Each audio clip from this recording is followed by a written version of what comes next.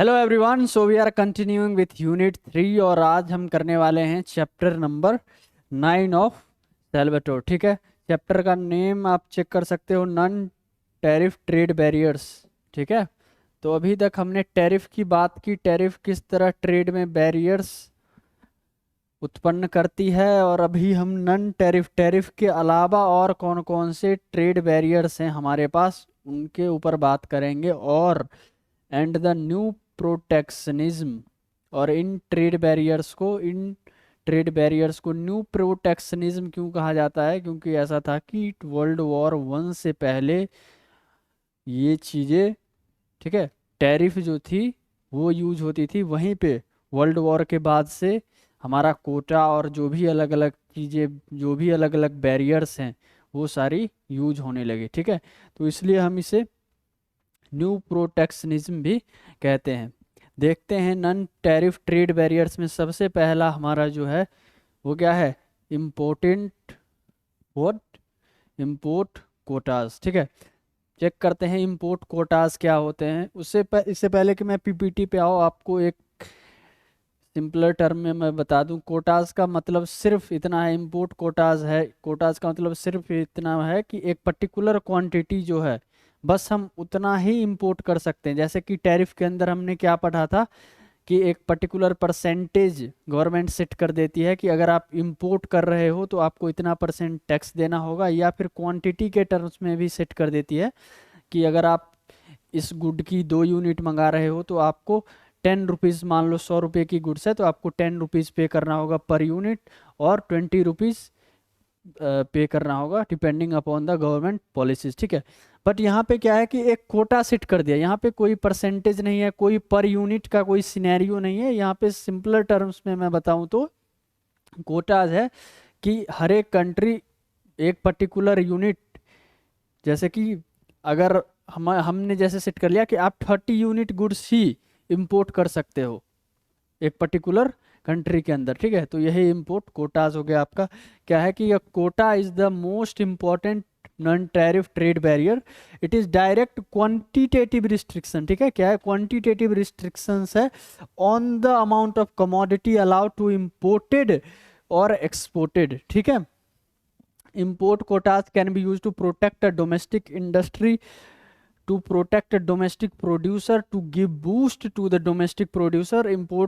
import quotas जो है वो क्यों यूज होती है? ये जनरली यूज होती है ताकि जो डोमेस्टिक हमारे प्रोड्यूसर्स हैं, ठीक है, जो भी हमारे डोमेस्टिक प्रोड्यूसर्स हैं उनको एक बूस्ट मिल पाए, उन्हें इतना ज़्यादा कंपटीशन फेस ना करना पड़े, और इसके कारण वो मार्केट में थ्राइव कर पाए। ठीक है, अभी बाहर से ही इम्पोर्टेड गुड्स अगर बहुत ज़्यादा आ रहे हैं तो जो डोमेस्टिक प्रोड्यूसर्स हैं, जो हमारे कंट्री के अंदर रह के प्रोड्यूस कर रहे हैं, उनके लिए बहुत ज़्यादा कंपटीशन हो जाएगी, और ये हो सकता है कि जो डोमेस्टिक इंडस्ट्री है वो डे बाय डे डिग्रेड होने लगे। ठीक है, तो इन्हीं सब कंपटीशन को देखते हुए, और बैलेंस ऑफ पेमेंट्स रीजन के कारण भी, बैलेंस ऑफ पेमेंट के हमने अंदर भी हमने पढ़ा है कि जब वो एक ट्रेड बैलेंस होता है, एक्सपोर्ट माइनस इंपोर्ट, और अगर इंपोर्ट बहुत ज़्यादा है, और अगर वो इंपोर्ट बहुत ज़्यादा है तो वो क्या, निगेटिव ट्रेड बैलेंस जाएगा, और अल्टीमेटली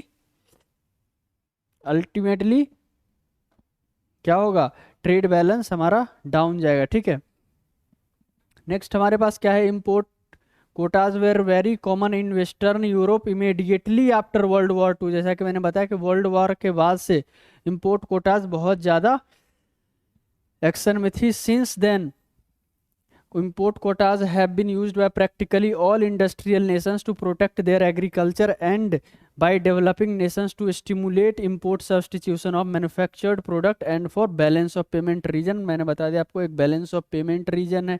2 मेजर रीजन है कि जिसके कारण हमें import quotas को वर्ल्ड वॉर 2 के बाद लाना पड़ा। पहला तो बैलेंस ऑफ पेमेंट का रीजन मैंने बता दिया कि इसके कारण अगर बहुत ज़्यादा हम इम्पोर्ट कर रहे हैं तो हमारा ट्रेड बैलेंस क्या हो जाएगा? वो निगेटिव में जाएगा, और बैलेंस ऑफ पेमेंट को निगेटिवली अफेक्ट करेगी। ठीक है, दूसरा क्या रीजन था? दूसरा ये था कि हमारे पास जो डोमेस्टिक इंडस्ट्री है उसे हम एक बूस्ट देना चाहते हैं। डोमेस्टिक प्रोड्यूसर जो है उसको एक इंसेंटिव के तौर पे मिलता है अगर हम बाहर से जो कंपनीज है, बाहर से जो गुड्स आ रहे हैं उसे एक पर्टिकुलर क्वांटिटी पे रिस्ट्रिक्ट कर दे। ठीक है, बढ़ते हैं अपने नेक्स्ट स्लाइड के ऊपर। यहाँ पे आप चेक कर सकते हो partial equilibrium effect of import Kota's. अभी इक्विलिब्रियम इफेक्ट क्या है सॉरी, कोटा का, वो एक बार चेक करते हैं। ठीक है, ये सिमिलर ग्राफ हमने टैरिफ के अंदर पढ़ा है। ठीक है, और बहुत हद तक ये इंपोर्ट टैरिफ के तरह ही एक्ट करती है। बस उसके अंदर क्या था कि हमने एक परसेंटेज डिसाइड कर लिया था कि अगर आप एक पर्टिकुलर क्वांटिटी इंपोर्ट कर रहे हो किसी कंट्री के अंदर, तो उसका एक पर्टिकुलर परसेंटेज गवर्नमेंट को देना होगा या एक पर्टिकुलर यूनिट गवर्नमेंट को देना होगा। और इसके अंदर क्या है कि हमने रिस्ट्रिक्ट कर दिया कि आप एक्स यूनिट ही इंपोर्ट कर सकते हो। ठीक है, चेक करते हैं। ये आपका यूजुअल, ये डिमांड कर्व, आपका ये सप्लाई कर्व, और ये आपका डिमांड कर्व। ठीक है, इनिशियली जब कोई बैरियर नहीं है तो वो हमारा $1 पे प्राइस, आप चेक करो, $1 पे हमारा ट्रेड हो रहा है, ये एक लाइन है। ठीक बट यहाँ चेक कर सकते हो DX and SX represent the nations demand and supply curve of commodity X starting from free trade PX is equal to $1। Free trade हो रहा है यहाँ पे, ना कोई बैरियर है, ना कोई कोटा है, ना कोई टैरिफ है। ठीक है, an import quota of 30x would result in price is equal to $2।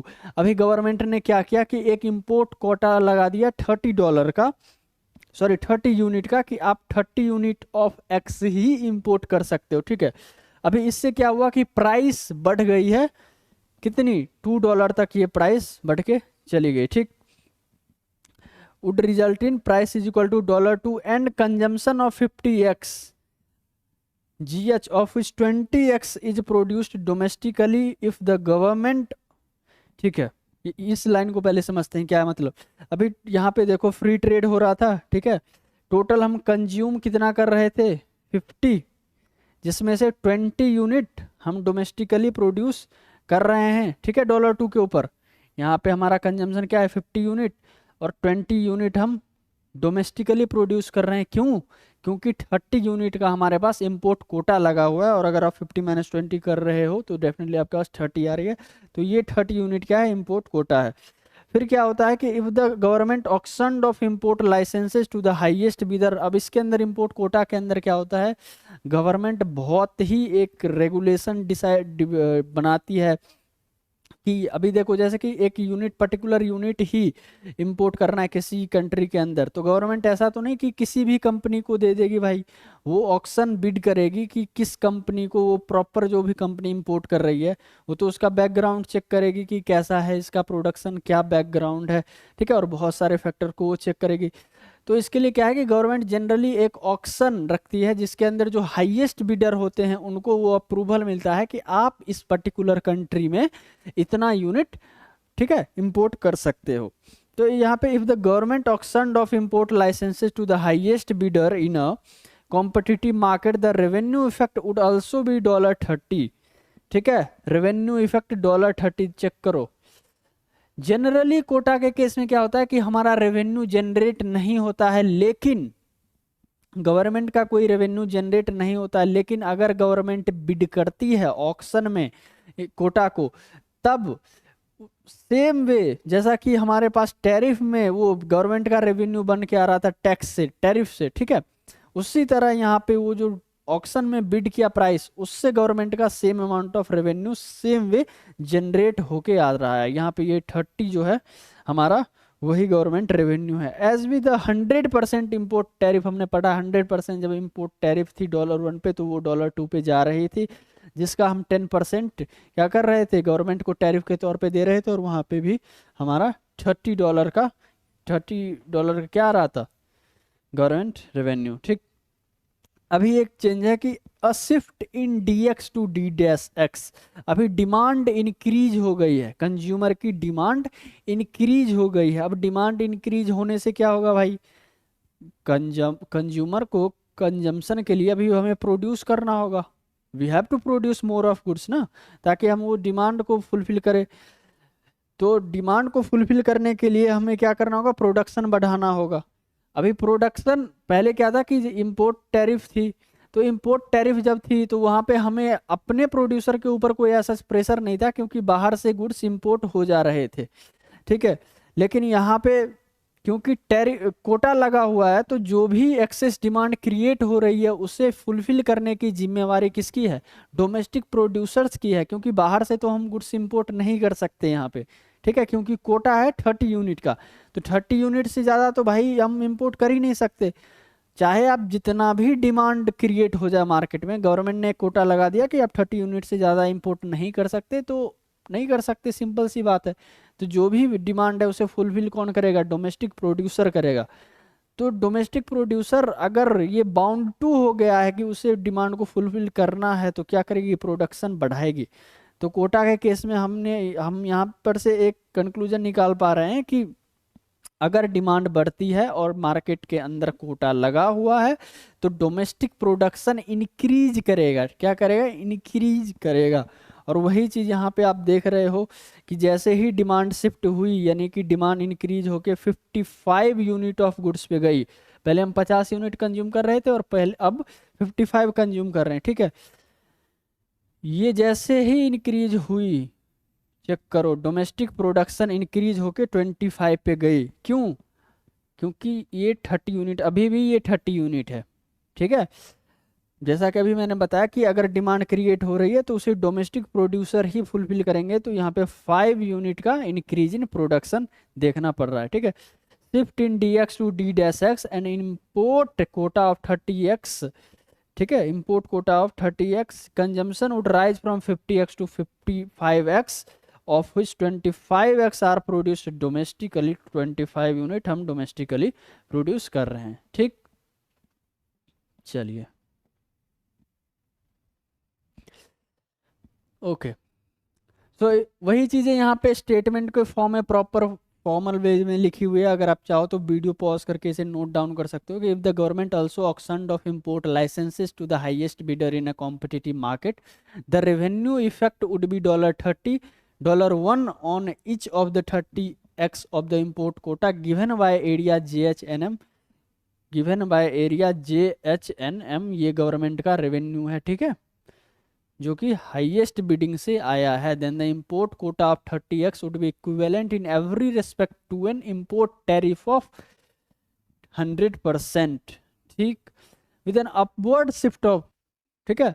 अभी यहाँ से पिक्चर में चेंज आया, ठीक है। यहाँ तक तो हमने देखा कि भाई सब कुछ सेम चल रहा है जैसा कि टैरिफ में चल रहा था, ठीक है। बट यहाँ से क्या हुआ? With an upward shift of DX to D-X,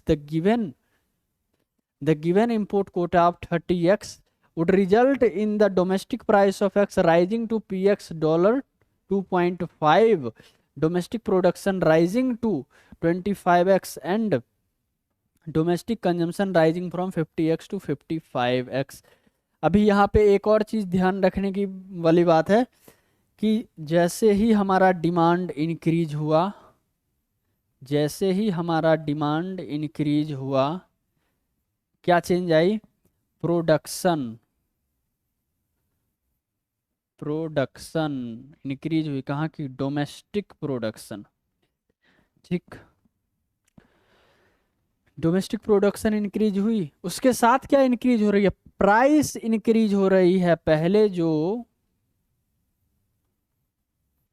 $2 पे थी, अब वो इंक्रीज होके $2.50। चेक करो, अभी हम इस अमाउंट ऑफ गुड्स को कंज्यूम कर रहे थे, सॉरी प्रोड्यूस कर रहे थे, यहाँ कंज्यूम कर रहे थे, तो डिमांड जैसे ही बढ़ी तो प्राइस बढ़ी, 2 से 2.5 पे गई।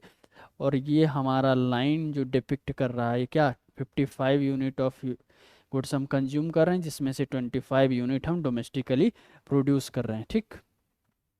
ऑन द अदर हैंड, और यहाँ पे कंपैरिजन बेसिकली दे रखा है कि with the given 100% import tariff in the face of shift from DX to D-X, the price of X would remain unchanged at PX।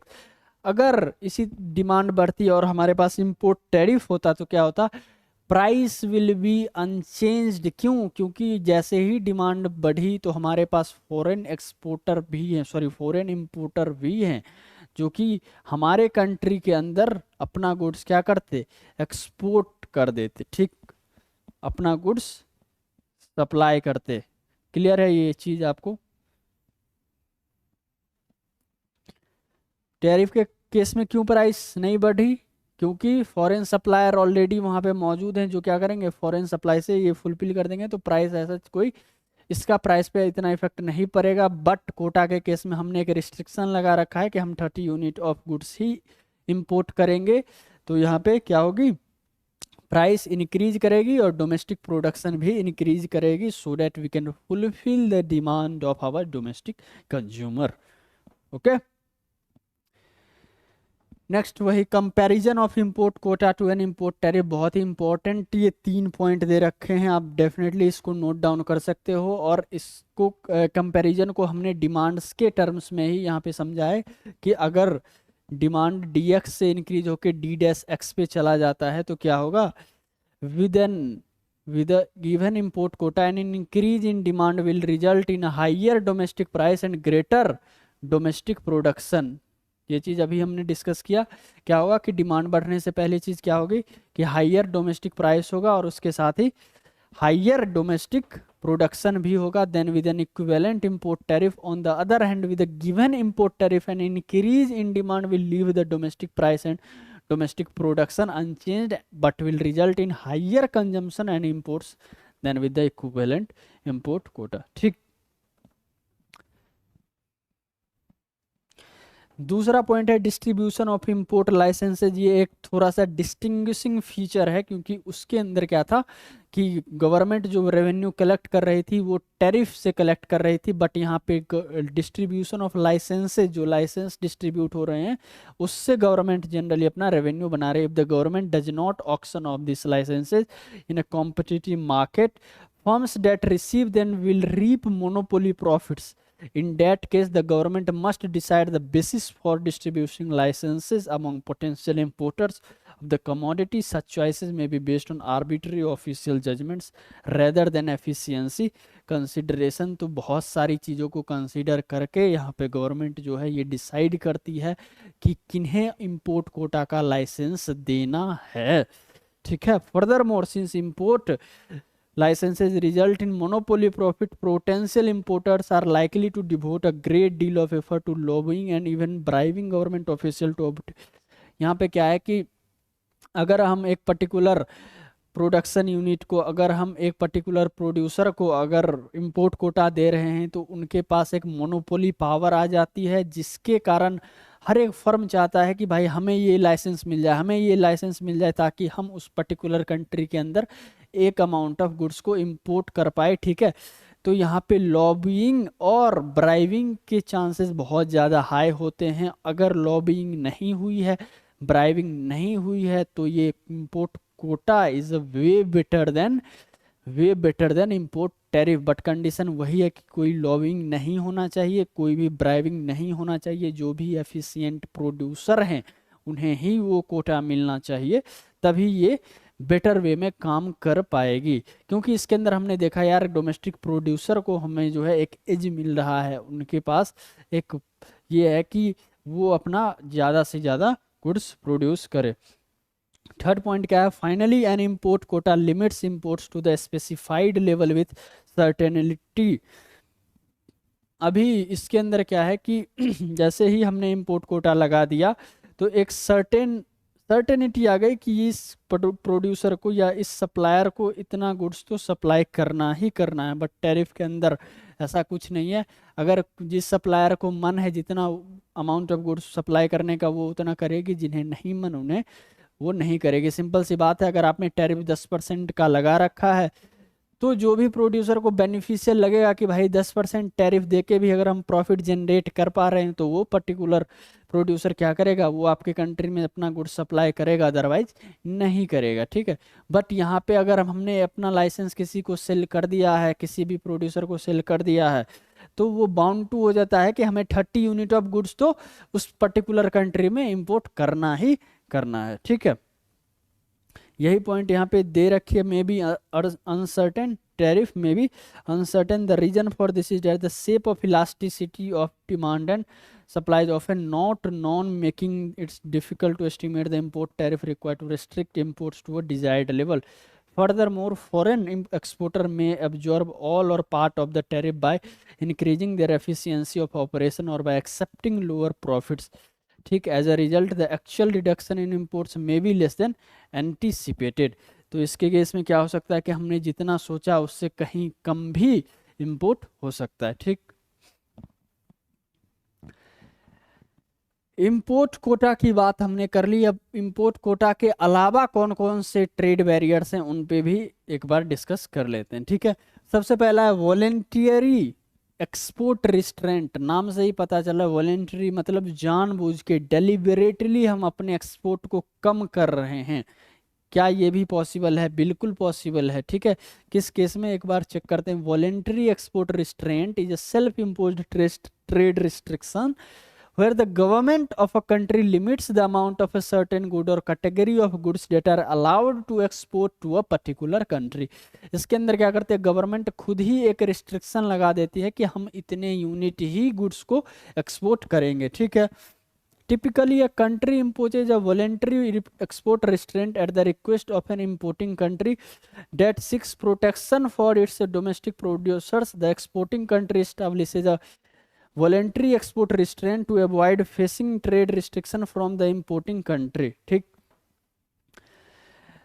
Generally ये voluntary export restraint कब लगाया जाता है? इंपोर्टिंग कंट्री के request के ऊपर। अगर हमारा किसी कंट्री के साथ रिलेशन अच्छा है और उन्हें पता है कि अगर उस कंट्री के गुड्स हमारे कंट्री में आके सेल हो रही है तो हमारे डोमेस्टिक प्रोड्यूसर को हार्म पहुंचेगा, तो जनरली कंट्रीज क्या करती है, अपने उस कंट्री को रिक्वेस्ट करती है कि आप अपने इतने अमाउंट ऑफ गुड्स से ज़्यादा हमारे कंट्री में एक्सपोर्ट ना करो।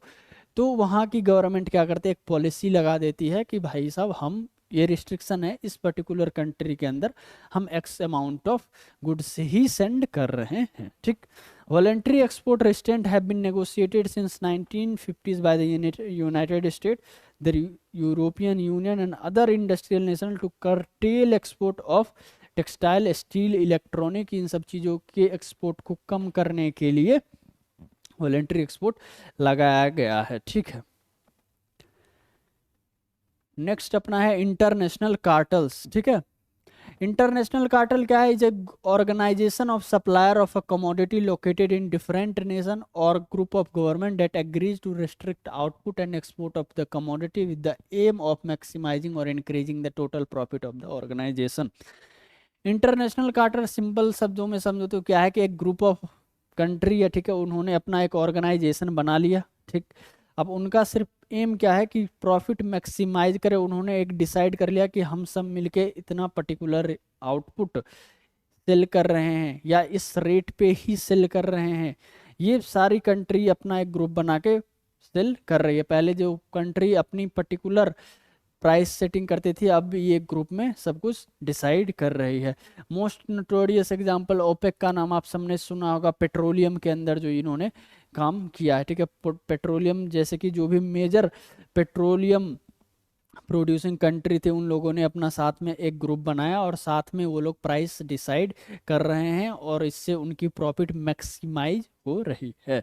ठीक है, international cartel is OPEC organisation of petroleum exporting countries which by restricting production and export succeeding in quadrupling the price of crude oil between 1973-1974 के अंदर इन्होंने क्रूड ऑयल की जो है प्रोडक्शन पे अपना रिस्ट्रिक्शन लगाया। साथ ही इन्होंने खुद ही डिसाइड किया कि हमें कितने अमाउंट ऑफ पेट्रोलियम को एक्सपोर्ट करना है। ठीक है, an international cartel is more likely to successful if there are only a few international suppliers. जैसा कि मैंने बताया कि बहुत कम जब सप्लायर होते हैं तो वो अपना एक ग्रुप बना लेते हैं और फिर वो चीज़ें, अभी जाहिर से बात अगर बहुत सारे सप्लायर हैं तो वो क्यों पर्टिकुलर एक ग्रुप्स में, फिर तो वो कॉम्पिटिटिव मार्केट ही रहेगी। ठीक है, और एक अगर पर्टिकुलर 4-5 लोगों का ग्रुप बन ही गया और अगर वो हाइयर प्राइसेस चार्ज करने का सोच रहे हैं तो देयर आर अदर ग्रुप्स जो लोअर प्राइसेस पे सेल करके इनकी स्ट्रेटजी को फेल करेगी। तो जनरली ये होता है कि जब बहुत ही कम सप्लायर हो एक पर्टिकुलर गुड्स की तो ये एक इंटरनेशनल कार्टेल बन जाती है। ठीक, essential commodity for which there are no close substitutes. OPEC fulfilled these requirement very well during the 1970s और 1970 के अंदर तो उन्होंने उनकी जो अपनी पर्सनल रिक्वायरमेंट थी उसको तो उन्होंने बहुत ही अच्छी तरह से फुलफिल किया है। नेक्स्ट हमारे पास जो टॉपिक आता है वो है डंपिंग। डंपिंग से क्या मतलब है कि मान लो दो कंट्रीज है, ठीक है, कंट्री ए और कंट्री बी। अभी कंट्री ए ने क्या किया कि कंट्री बी के अंदर जाके एक पर्टिकुलर गुड्स ले लो, मान लो शुगर का ही एग्जाम्पल, कॉफी का एग्जाम्पल मान लो हमने ले लिया। मान लो कॉफी वहाँ एक पैकेट 10 रुपीज़ की मिल रही है, ठीक है, और ये वर्ल्ड प्राइस है, वर्ल्ड प्राइस है मतलब जनरली 10 रुपये, 10 रुपये की मिल रही है। अब कंट्री ए ने क्या किया, कंट्री बी में जाके वही कॉफी की पाउच 5 रुपये में सेल करना शुरू कर दिया। इसी को हम क्या कहते हैं, डंपिंग। कि एक पर्टिकुलर गुड्स है जो डोमेस्टिक कंट्री में अगर 10 रुपये की मिल रही है, तो हम उस पर्टिकुलर कंट्री में जाके इतनी लोअर प्राइस पे जाके वही सेम चीज़ सेल करने लगे कि वहाँ की जो कंपनियां हैं, वहाँ के जो प्रोड्यूसर्स हैं, वो बिल्कुल ही वैनिश ही कर दिए, ठीक है, डंप कर दिया जाके अपना गुड्स बहुत ही कम प्राइस पे, ठीक। यही है कि dumping is the export of a commodity at a below cost और at least the sale of a commodity at a lower price abroad than domestically. Dumping is classified as persistent, predatory and sporadic, ठीक है। Dumping का मतलब अभी 3 type के यहाँ पे ये डंपिंग दे रखे हैं, मैंने वैसे यहाँ पे नोट डाउन कर रखा है और यहाँ पे मैंने सोचा एक्सप्लेन कर दूँ, बट मैं यहाँ बता दूँ कि सिलेबस के अंदर डंपिंग ऐसा मेंशन नहीं है, but anti dumping terms mention जरूर है, एंटी डंपिंग ड्यूटीज, ठीक है। बट यहाँ पे अगर हमने कर लिया है तो एक बार देख लेते हैं तीनों type of dumping. Persistent dumping क्या है, international price discrimination is the continuous tendency of domestic monopolies to maximize total profit by selling the commodity at a higher price in the domestic market, ठीक है। ये चीज़ें clear है। इम्परसिस्टेंट dumping का मतलब simple price discrimination करना है कि हमारे पास मोनोपोली पावर है किसी गुड्स की, तो हम उसे हायर प्राइस पे सेल के बहुत सारा रेवेन्यू जनरेट करना चाह रहे हैं। नेक्स्ट हमारे पास प्रेडेटरी डंपिंग है, जिसके अंदर क्या है, temporary sale of commodity at below cost, जो कॉस्ट है उससे भी कम प्राइस पे जाके हमने सेल करना शुरू कर दिया। अब आप कहोगे ये ऐसा क्यों करेगी कंट्री, जाहिर सी बात है किसी भी इंडस्ट्री को मतलब कुछ टाइम के लिए, शॉर्ट टर्म यहाँ पे दे रखा है ना, टेम्पररी सेल ऑफ कमोडिटी, एक पर्टिकुलर टाइम पे जाके अगर हम किसी कमोडिटी या किसी भी प्रोडक्शन यूनिट को के सेल को बिल्कुल ही डिग्रेड करना चाह रहे हैं, तो हम जाके उसको बिलो कॉस्ट और एकदम लोअर प्राइस पे सेल करना शुरू कर देंगे, ठीक। foreign producer out of the business after which prices are raised to take advantage of the newly acquired monopoly power abroad। क्या करना है, सिंपल अपने गुड्स को जाके बिलो कॉस्ट पे सेल करना है, ताकि जो हमारे पास अब्रॉड के प्रोड्यूसर हैं उसे हम बिल्कुल ही साइड कर दे मार्केट से, ठीक है। और जैसे ही वो मार्केट से साइड हुए, अपना प्राइस एकदम से रेज करके मोनोपोली पावर एस्टेब्लिश कर ले मार्केट के अंदर, ठीक है। इसी को स्पोरेडिक डंपिंग क्या होता है, is the occasional sale of commodity. अभी ये ओकेजनली है, कभी किया कभी ना किया, देन डोमेस्टिकली। अभी एंटी डंपिंग ड्यूटीज, इसी चीज़ से बचने के लिए कंट्री क्या करती है, एंटी डंपिंग ड्यूटीज लगाती है कि कोई भी कंट्री आके इस तरह की चीज़ें ना कर रही हो, ठीक है। Anti dumping duties are taxes imposed on imported goods in order to compensate for the difference between their export price and their normal value. अगर नॉर्मल वैल्यू से कम प्राइस पे कोई गुड्स सेल कर रहे हैं, तो उसे कंपनसेट करने के लिए एक टैक्स इम्पोज किया जाता है, जिसे हम एंटी डंपिंग ड्यूटीज कहते हैं।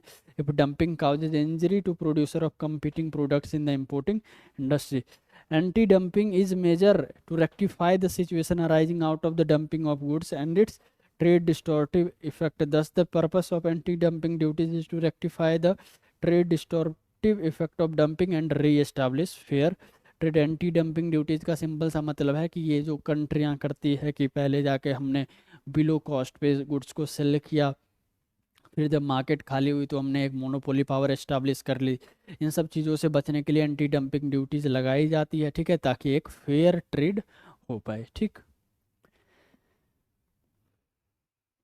Okay, so last one is export subsidies. Export subsidies से यहाँ पे क्या मतलब है, export subsidies are direct payments और the granting of tax relief and subsidise loans to the nations exporter और पोटेंशियल एक्सपोर्ट। बहुत ही ये स्टेटमेंट में लिखा है, सिंपल सा नाम से पता चल रहा है, एक्सपोर्ट सब्सिडीज यानी कि एक्सपोर्ट को बढ़ाने के लिए, एक्सपोर्ट को इनकरेज करने के लिए हम क्या करते हैं, गवर्नमेंट जनरली सब्सिडीज प्रोवाइड करती है। Such export subsidies can be regarded as form of dumping although export subsidies are illegal by international agreement. Many nation provide them in distinguished and not so distinguished form. यहाँ पे क्या direct payment और granting of tax relief, हमने एक tax relief दे दिया या फिर direct payment भी करते हैं गवर्नमेंट कि आप इस पर्टिकुलर गुड्स की एक्सपोर्ट को बढ़ाओ, ठीक है। जनरली इसे डंपिंग के तौर पे रिगार्ड किया जाता है और इंटरनेशनल ऑर्गेनाइजेशन के लिए ये इलीगल भी, ठीक है। International, as per international agreement it is considered to be illegal as well, ठीक। Okay guys, so that's it for this video. मिलते हैं अगले वीडियो में हम अपने चैप्टर नंबर 10 के साथ, ठीक है। Thank you so much.